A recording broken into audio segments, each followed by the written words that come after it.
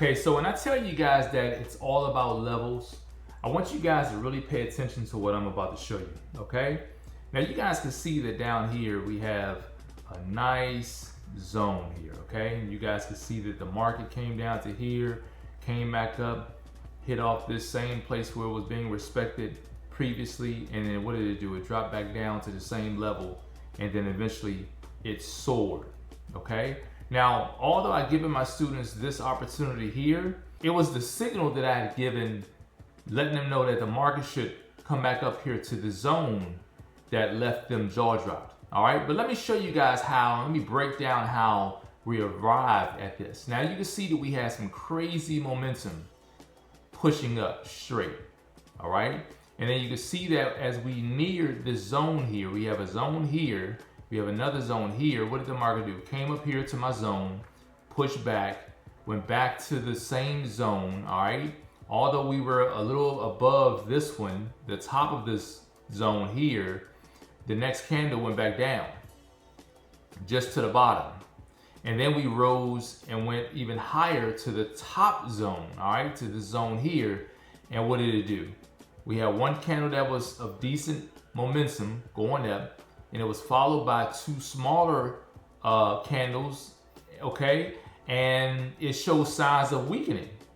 They threw in a doji that was gapped down a little bit, a hair. The wicks had gotten lower. It didn't rise above the zone. It was contained within the zone here, all right? The wicks got lower, and then what happened? This candle dropped down. And then that's when everything started to just drop. Now, if you knew anything about my structural mastery strategy, you would see how it was easy to determine that this market would continue dropping and going down, okay?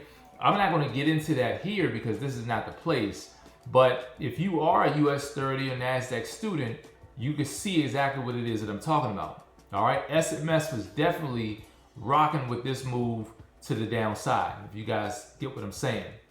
But it's through VPAS up in here how I was able to determine that this market at this point here, it would drop, it would then drop. And you know, I didn't give my students the feel that it can continue to go higher. You see, this is a major zone here, okay?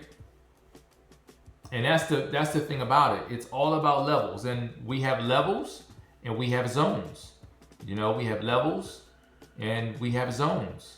So once you learn my levels, the reason why I plot on levels and zones, the areas, it's going to be a roadmap or a blueprint to you realizing, you know, how to make money.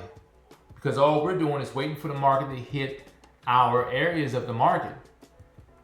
And once you have these areas, realize it's really an upward stream from there. So you'll be rolling in profit. All right. So hopefully this breakdown, you know, made sense to you all. I love to keep things very simple. I don't trade every setup. I don't give my students every single setup within our US30 or NASDAQ Telegram. You know, I'm very selective with what I trade on.